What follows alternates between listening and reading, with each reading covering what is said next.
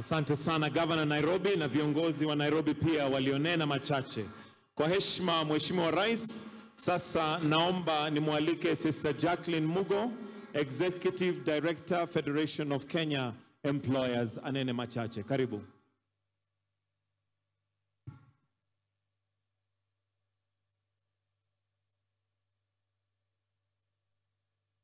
Your Excellency, William Ruto, President and Commander-in-Chief of the Defense Forces of the Republic of Kenya, Your Excellency Rigathi Gachagua, the Deputy President of the Republic of Kenya, Your Excellencies, the Ambassadors and High Commissioners present, Governor Johnston Sakaja, the Governor of Nairobi, and all governors present, the Cabinet Secretary for Labor, Honorable Florence Bore, Honorable Cabinet Secretary is present, Principal Secretary is present, Dr. Francis Atwoli, the Secretary General of COTU, members of the Management Board of the Federation of Kenya Employers, led by our National Vice President, Mr. Macharia, senior government officials, and various leaders from the labor movement present. I greet you all this morning on this occasion of National Labor Day. Your Excellency, allow me to start by thanking you sincerely for gracing our day today and in workers' colors. Now, that means employers have to find a color which you will wear on the day you will come to commune with us.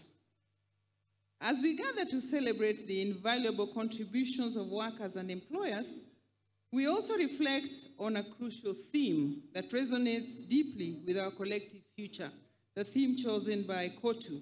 Kenyan workers stand for advanced information technology training to drive our digital economy.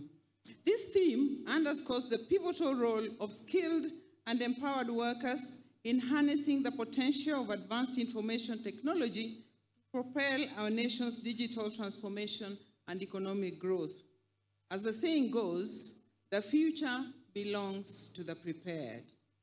The important issue is not what the future holds for us, but how prepared we are for that future. The World Economic Report, released on the 16th of April this year, indicates that slowdown in total factor productivity, increased misallocation of capital and labor between firms within sectors, demographic pressures, and a slowdown in private capital formation as the key challenges facing the world economy today. Depending on how you look at them, these challenges also present unique opportunities that we can tap into to take our country to the next level. Improving our productivity at macro and micro level is something we should focus on if we are to remain competitive as a country. I know this is not a topic that Francis likes, but we need to talk about it. It is time that we took significant steps towards increasing our productivity. Let me now talk a little about our demographics. The figures that we have indicate that nearly 2 in every 3 new entrants into the global workforce over the medium term will come from India and sub-Saharan Africa, our part of the world. The developed economies and China will struggle with the effect of an aging population. The global imbalance in labor supply also points to the importance of migrant workers for advanced economies and labor migration, especially for India and sub-Saharan Africa. So, Your Excellency, employers support your efforts in advocating for well-regulated labor migration. We need to improve both our skill systems and labor migration policies to ensure that our people who migrate to work can compete for high income and quality jobs.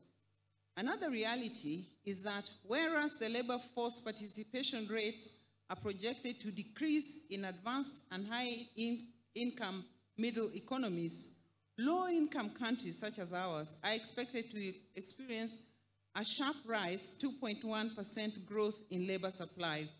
This highlights the need for Africa to focus on job creation to translate this supply growth into employment. We need to focus on programs that spur growth of job-rich sectors, such as manufacturing, agriculture, tourism, and hospitality, among others. We also need to support our enterprises to expand and create employment for our people. Your Excellency, for us to create a labor market environment that supports business growth and employment creation, 3 key actions are needed. And the first one is strengthening social dialogue and tripartism. Collaborative engagements between government, employers, and workers' representatives is not just ideal, it is a practical necessity for fostering mutual understanding, resolving industrial disputes amicably, and creating work environments that are conducive to productivity and workers' well-being. I want to appeal to the government and the doctors to give social dialogue a chance to resolve the ongoing strike by the doctors to alleviate the suffering of Kenyans. When all stakeholders come to the table with a willingness to listen, to learn, and to compromise when necessary, it paves the way for sustainable solutions that benefits everyone involved, and we get win-win solutions. So, Your Excellency, we are looking to you to help us resolve this national huge challenge. Social dialogue is effective when we create and support institutions of social dialogue, both at national and enterprise level. For example, we need strong labor sector bodies such as the National Labor Board, Wages Council, and enterprise level committees. Your Excellency, these last few days, I've heard the Secretary General of Kotu pushing for a general wage increase or saying he'll push for a general wage increase. And I understand where he's coming from because the workers are struggling with a reduction in their take-home pay. But the reality is that there is no legal framework that supports general wage increases in Kenya. This, in fact, would negate freedom of enterprise. The determination of wage review beyond the minimum wages that we often discuss, which are set by the state, is done through negotiation of collective bargaining agreements or at employment contract level. So I do implore us all as labor sector leaders and as a country to delink wage adjustments, including statutory minimum wages, from the National Labor Day celebrations, and to allow these institutions to do their work, to deliberate, and to advise the government. As of today, it is unfortunate that no minimum wage council has met to deliberate and advise on the minimum wage adjustments as required by law. Therefore, any call to adjust minimum wages without following the laid down procedures and law undermines social dialogue and tripartism. I also want to put in a word for respecting the independence of trade unions and employers' organizations. These institutions play a crucial role in the labor sector and have done so since independence. Trade unions and employers' organizations are fundamental to harmonious labor relations, and they support the upholding of the rights of both workers and employers and the promotion of fair labor practices. So I would appeal for support and recognition of the role that these bodies play. Lastly, Your Excellency, I want to appeal for support and protection of business. I want to highlight the critical importance of this because I believe that our businesses are the backbone of our economy alongside the workers who do the work, and they are the pillar of our society.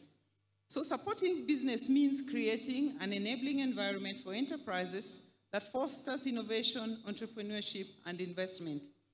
This includes providing access to capital, promoting market competitiveness, streamlining regulatory processes, and offering incentives for growth and expansion. By supporting businesses, we create a ripple effect of economic opportunities that benefit workers and their families. Your Excellency, in my engagement with various members of the Federation of Kenya Employers, their request to the government is simple. They need a stable, predictable, and simple regulatory framework that will enable their businesses to cope and to grow. This regulatory framework should also support informal businesses because we know we have a huge informal sector, and these should become more productive, should have access to regional and international markets, improve on their skills, and acquire modern technology and equipment in their production to boost the economy, which is also in line with the theme we are discussing today. As I conclude, Your Excellency, we want to celebrate the hard work and dedication of workers and employers across all sectors and the role played by your government in enabling us to play this role. We want to reaffirm our commitment to the development of a harmonious and efficient labor market and to nation building. I believe that together we can build a more inclusive, equitable, and prosperous future for us all. Thank you very much, and happy Labor Day to you all.